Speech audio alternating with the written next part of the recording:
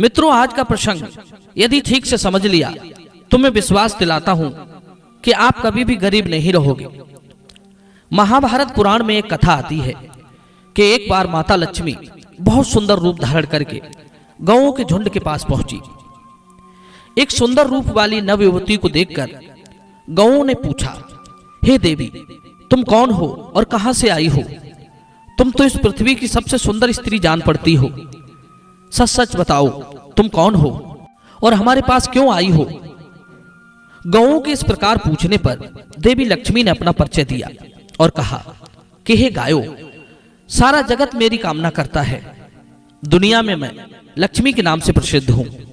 इस समय मैं दैत्यों को त्याग कर आ रही हूं, क्योंकि वे आचार भ्रष्ट हो गए थे, हिंसा पर उतर आए थे, निर्दोष पशुओं को मार मार कर खाने लगे थे, वृद्धों का सम्मान करना भूल गए, बच्चों को उल्टे संस्कार देकर चरित्रहीन बना रहे थे, स्त्रियों को बेवजह परेशान करते थे, हर समय घरों में कलेश मचा रहता था, तामसी भोजन खाकर सारे दिन सोते रहते थे, एक दूसरे को गालियां देना, मारना पीटना शुरू कर दिया था।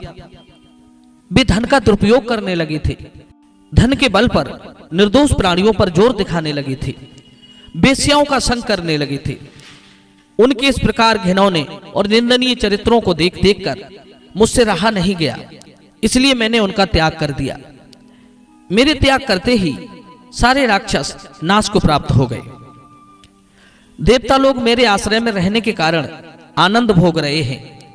जिस दिन देवता लोगों ने मेरा दुरुपयोग किया और आचार भ्रष्ट हुए, उस दिन मैं उन्हें भी छोड़कर चली जाऊंगी। लोग कहते हैं कि मैं चंचल हूं, एक स्थान पर ज्यादा दिन तक ठहरती नहीं हूं।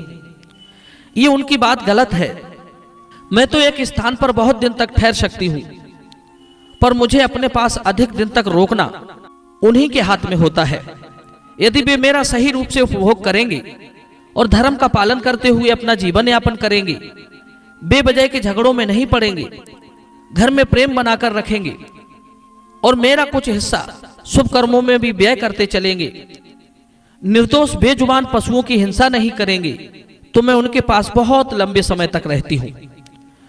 जिस दिन से वे अन्याय के कार्यों में प्रवृत्त हो जाते हैं, व्यसनों में पड़ जाते हैं, उस दिन से मैं उनसे दूर हो जाती हूं।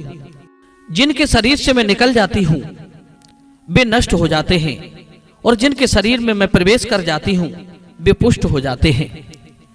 धर्म, अर्थ और काम बिना मेरे सहयोग के सुख नहीं दे सकता। हे गौ, यही मेरा प्रभाव है। सारी दुनिया को चलाने के लिए मेरा योगदान बहुत बड़ा है। अब मैं तुम्हारे पास इसलिए आई हूं कि मैं चाहती हूं कि मैं तुम सबके शरीर में निवास करूं।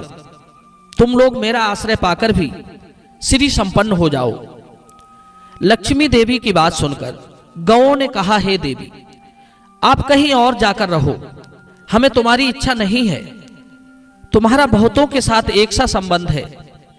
तुम पापियों के घर में भी रहती हो और धर्मात्माओं के भी, इसलिए तुम कहीं और जाकर रहो, जहां तुम्हारी इच्छा हो। हमारा शरीर तो वैसे भी हष्टपुष्ट और सुंदर है, हमें भला तुमसे क्या काम?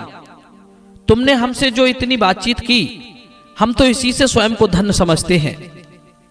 मित्रों, गौओं के मना करने पर लक्ष्मी ने फिर कहा, हे गौ, मैं वो सती हूं जो लोगों को बड़ी मुश्किल से मिलती हूं।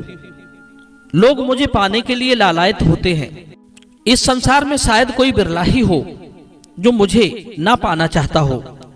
मुझे पाने के लिए तो लोग दिन रात परिश्रम करते हैं, युद्ध करते हैं, चोरी तक करते हैं, एक दूसरे से छीनने का प्रयास भी करते हैं। मुझे पाने के लिए लोग सगे भाइयों से, माता पिता से भी विरोध कर लेते हैं। मेरे लिए लोग घर परिवारों को छोड़कर परदेश में पड़े रहते हैं, फिर भी मैं उनकी इच्छा के अनुरूप उन्हें नहीं मिल पाती। यहां तो मैं स्वयं चलकर आई हूं और तुम हो कि मुझे ठुकरा रही हो। आज मुझे मालूम हुआ कि बिना बुलाए किसी के पास जाने से अनादर ही होता है। फिर भी मैं तुमसे आग्रह करती हूं कि मुझे अपने पास रहने दो, मुझे अस्वीकार मत करो। देखो, इस चराचर त्रिलोकी में कोई भी मेरा अपमान नहीं करता है।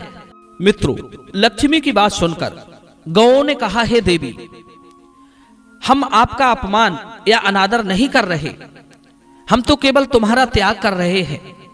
वो भी इसलिए कि तुम्हारा मन बड़ा चंचल है, तुम कहीं भी जमकर नहीं रहती। यदि आने वाले समय में यदि तुम हमारा त्याग करके चली गई तो इस दुनिया के लोग बड़े स्वार्थी और लालची हैं। वे हमें पालने की बजाय हमारा त्याग करने लगेंगे। फिर उस समय हम कहां जाएंगे? फिर तो हमारी दुर्गति हो जाएगी। लोग अपने घरों में भी नहीं रखेंगे और जंगलों में भी नहीं रहने देंगे। फिर वो कौन सा स्थान होगा जहां हम चैन की सांस ले पाएंगे? दुष्ट हत्यारे लोग हमें और हमारे बच्चों को पकड़ पकड़ कर काट कर खा जाएंगे। जो लोग हमारे पालन करने वाले होंगे वो ही हमें पालने से कतराएंगे। लोग हमारी रक्षा का ढिंढोरा तो पीटेंगे, पर कोई अपने घर में रखकर हमारा पालन पोषण नहीं करेगा। उस समय हमारी दशा बद से बदतर हो जाएगी। इसलिए आप हमसे दूर रहो। हम जैसे तैसे अपना जीवन जी लेंगे, क्योंकि दुनिया के लोग हमारे अंदर जब तक आपके दर्शन करेंगे तब तक ही वे हमारी कदर करेंगे। आपके जाने के बाद कोई हमें नहीं पूछेगा, फिर हम तुम्हें लेकर क्या करें? मित्रों, गौओं के इस प्रकार मना करने पर लक्ष्मी ने कहा, हे गौओं, तुम सदा दूसरों का आदर देने वाली रही हो।